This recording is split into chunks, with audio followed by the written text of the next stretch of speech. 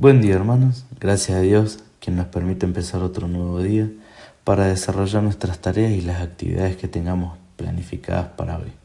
Y además, saber que es un día en el que ya la semana está pronta a terminar.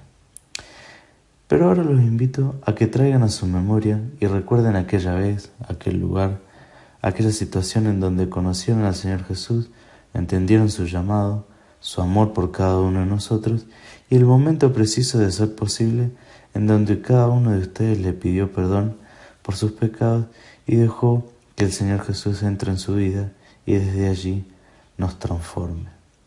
Quizás de forma automática muchos recordaron ese momento, sumado quizás el lugar, pudieron recordar el lugar, las personas que estaban allí presentes y si estaban allí, y de tantas otras cosas que podemos recordar aquel día en que pudimos llegar a conocer a Cristo. Y desde aquel día podemos decir que nuestra vida fue transformada y comenzamos a caminar un nuevo camino con una visión totalmente distinta. Comenzamos a comprender muchas cosas que antes quizás no comprendíamos, le encontramos un nuevo propósito en nuestra vida y desde ese momento que recibimos el regalo de Dios. Es por ello que quiero resaltar en este devocional la palabra gracia. Sabemos que la palabra gracia significa aquel regalo inmerecido, un regalo que por nuestra antigua condición no merecíamos recibir. Pero sin embargo el Señor Jesús fue hasta la muerte para que este regalo pueda llegar a cada una de las personas. Pero ahora les hago la siguiente pregunta: ¿qué es la gracia de Dios en nuestra vida?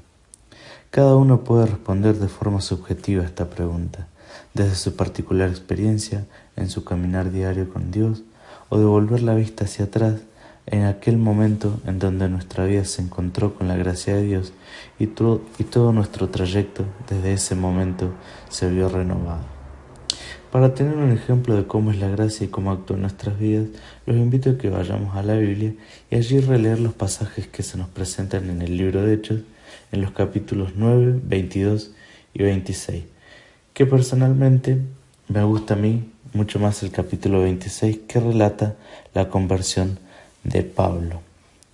Y es allí en el capítulo 26 cuando Pablo se encuentra frente al rey Agripa, porque se encontraba preso por las acusaciones de los judíos quienes buscaban su muerte por predicar el Evangelio y anunciar que el Señor Jesús ya no estaba muerto, sino que había resucitado. Es entonces que hacia el versículo 12 del capítulo 26, Pablo le cuenta al rey Agripa su conversión, y los invito a leer allí ese fragmento de su historia. En Hechos 26, desde el verso 15 dice, verso 15, yo entonces dije, ¿quién eres, Señor?, le estaba contando al rey Agripa. Y el Señor dijo, yo soy Jesús a quien tú persigues. 16. Pero levántate y ponte sobre tus pies, porque para esto he aparecido a ti, para ponerte por ministro y testigo de las cosas que has visto, y de aquellas en que me apareceré a ti. 17. Librándote de tu pueblo y de los gentiles, a quienes ahora te envío, para que abras sus ojos, para que se conviertan de las tinieblas a la luz, y de la potestad de Satanás a Dios, para que reciban por la fe que es en mí, perdón de pecados y herencia entre los santificados. Y es a continuación la parte que a mí, en esta parte de la historia donde Pablo está relatando su conversión, en donde expresa cómo él acepta al Señor, recibe su gracia y decide seguirlo. Entonces que en el versículo 19, Pablo obedece a la visión. Versículo 19 dice, por lo cual, oh rey Agripa, yo no fui rebelde a la visión celestial, sino que anuncié primeramente a los que están en Damasco y Jerusalén y por toda la tierra de Judea, y a los gentiles que se arrepintiesen y convirtiesen a Dios, haciendo obras dignas de arrepentimiento. No fui rebelde a la visión celestial, es como Pablo se refirió a ese momento en el que recibió la gracia de Dios en su vida. Y es entonces como a lo largo del Nuevo Testamento podemos ver cómo Pablo creció tanto y llevó a cabo la obra que el Señor tenía para él. Decidió ser un testigo de Cristo a todas las personas para que cada una de ellas pueda recibir la gracia como él la recibió. Fue transformado de ser un perseguidor de los cristianos a ser un predicador. Y es entonces que, tomando como base la vida de Pablo para comprender la gracia, aquel regalo de Dios para nosotros, es que los invito a una nueva serie de devocionales en el que trataremos de comprender desde 4 puntos cómo es y cómo nos transforma la gracia de Dios. Y el primer punto, y es el que veremos hoy en este devocional, y como punto número 1, es: recibo la gracia de Dios para entender quién soy.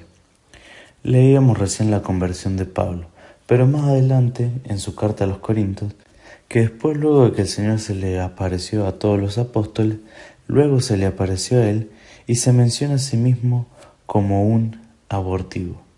Parece ser un poco dura la expresión que utiliza Pablo, pero en verdad lo que él estaba diciendo es que el Señor llegó a él como un ser que estaba totalmente desprovisto de una vida espiritual, que no conocía al Señor, sino más bien que a cada instante buscaba destruir la gracia de Dios y la obra de Dios en las personas.